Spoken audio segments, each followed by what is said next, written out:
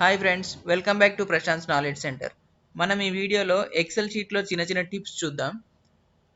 ఈ ఎక్సెల్ షీట్లో మనకు ఒక స్కూల్ సంబంధించిన స్టూడెంట్ డేటా ఉంది. ఇందులో column below student registration number, student name రెండు కలిపేసి ఉన్నాయి. ఇప్పుడు ఫర్ ఎగ్జాంపుల్ నేను ఈ స్టూడెంట్ నేమ్ అనేది సెపరేట్ చేయాలి.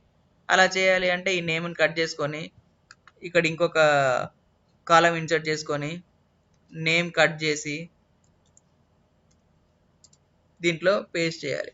ఇలా నాకు చాలా టైం పడుతుంది. డేటా అంతా ఒక్కొక్కటి చేసుకోవాలంటే చాలా టైం పడుతుంది. అలా కాకుండా ఒక ఆప్షన్ ఉంటుంది. దాని ద్వారా మనం మొత్తం కంప్లీట్ కాలంను ఒకేసారి చేసుకోవచ్చు. ఆ ఆప్షన్ ఎలా ఉపయోగించాలి అది ఏంటో చూద్దాం ఇప్పుడు. ఆ ఆప్షన్ ఉపయోగించాలి అంటే మనకి ఇక్కడ మెర్జ్డ్ సెల్స్ ఉండొద్దు. సో దీన్ని టెంపరీగా అన్మెర్జ్ చేసుకుందాం. చేసుకున్న తర్వాత ఈ స్టూడెంట్ నేమ్ అనేది నెక్స్ట్ కాలంలోకి రావాలి కాబట్టి ఒక బ్లాంక్ కాలం ముందే ఇన్సర్ట్ చేసి పెట్టుకున్నాను నేను.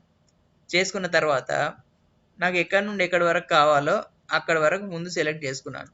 సెలెక్ట్ చేసుకొని డేటాలోకి వెళ్ళి డేటా ట్యాబ్లో టెక్స్ట్ టు కాలం అనే బటన్ పైన క్లిక్ చేయండి. చేసిన తర్వాత ఫిక్స్డ్ విడ్త్ పైన క్లిక్ చేయండి.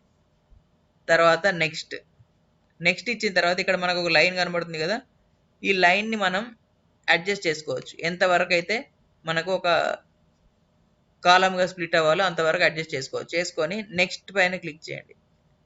ఇది నేను జనరల్ టెక్స్ట్ కింద తీసుకుంటాను, డేటా ఫార్మాటింగ్.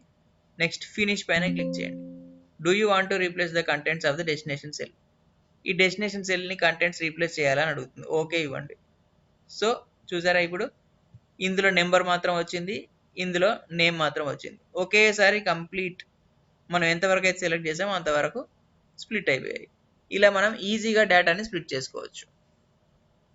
అదే ఇండివిజువల్గా చేయాలని చాలా టైం పడుతుంది. Thank you friends. Next tips గురించి చూస్తూనే ఉండండి ప్రశాంత్ నాలెడ్జ్ సెంటర్.